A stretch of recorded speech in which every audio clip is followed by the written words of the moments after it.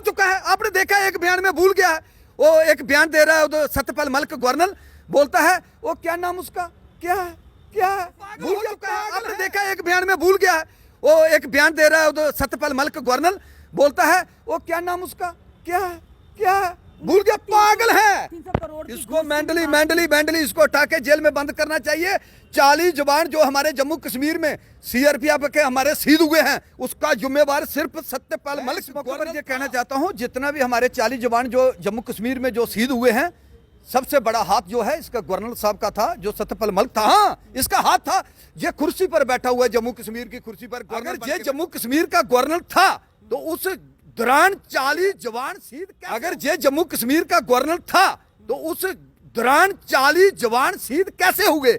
ये मैंने गवर्नर साहब का बयान सुना। क्या लगता है जो उन्होंने कहा कि वो क्या झूठ बोल रहे हैं? ये गवर्नर साहब झूठ नहीं बोल रहा था, क्या कर रहा? इतने जब इसके नीचे कुर्सी थी, देश के प्रधानमंत्री तारीफ करता था प्रधानमंत्री जी की। आप इसके बयान सुनिए, इसने प्रधानमंत्री नरेंद्र मोदी जी की बहुत तारीफ की है, और जब कुर्सी इसके नीचे से चली गई तो फिर बुराई करता है। गवर्नर सत्यपाल मलिक का बयान ने पूरे देश में एक कोहराम मचा कर रख दिया है।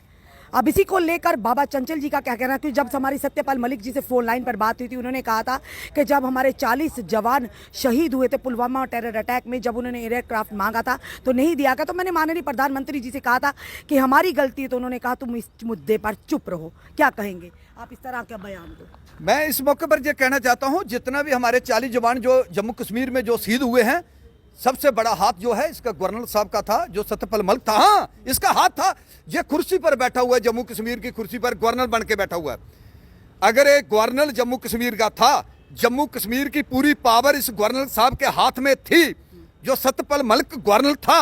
मैं पूछना चाहता हूं, अगर हमारे 40 जवान जो शहीद हुए हैं, तो इसका जिम्मेवार कौन है? अगर आप एक घर की रखवाली मुझे देते हो, भाई बाबा जी आपने इस घर की रखवाली करनी है, उस घर में अगर चोरी होती है या कोई कत्ल होता है या कोई शहीद होता है, तो उसकी जिम्मेवारी मेरी है।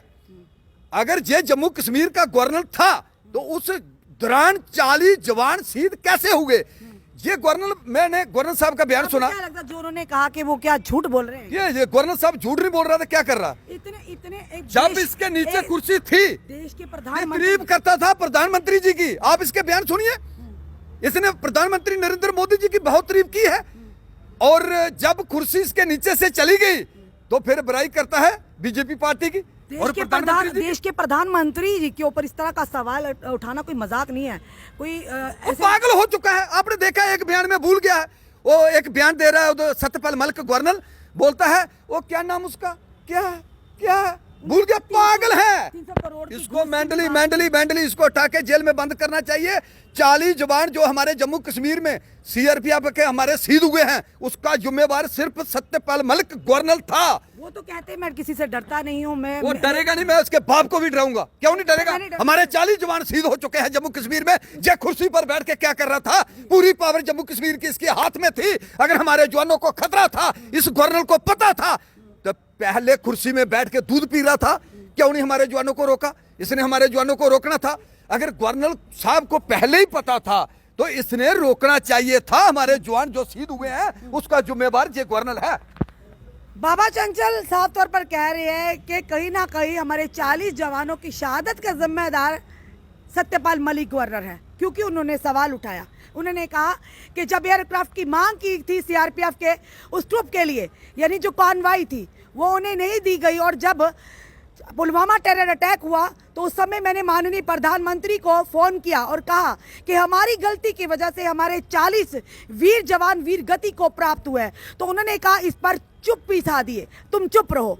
और उसके बाद इन्होंने 300 करोड़ का घोटाले की भी बात की, जो आज जिसके चलते कहीं ना कहीं बाबा चंचल ने कहा कि ये पागल हो चुके हैं, इनका मानसिक संतुलन खराब हो चुका है।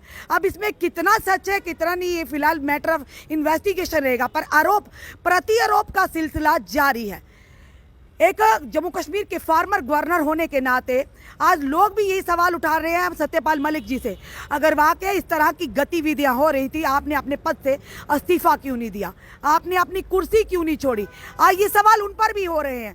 और वहीं दूसरी तरफ सत्यपाल मलिक अपने उस बयान पर अड़े हुए हैं, और आज भी ये कह रहे हैं ये, और 300 करोड़ की जब बात है वो कह रहे हैं मुझे कमिश्नर ने ये सूचना दी थी।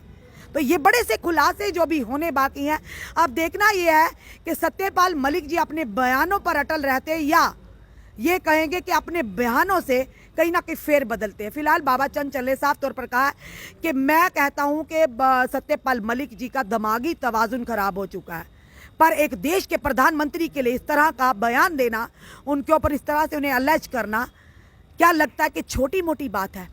अपने कमेंट में सुझाव हमें ज़रूर दीजिए। इस वीडियो को जितना हो सके शेयर कीजिए। जुड़े रहिए हमारे साथ अगले अपडेट के लिए। जय हिंद जय भारत।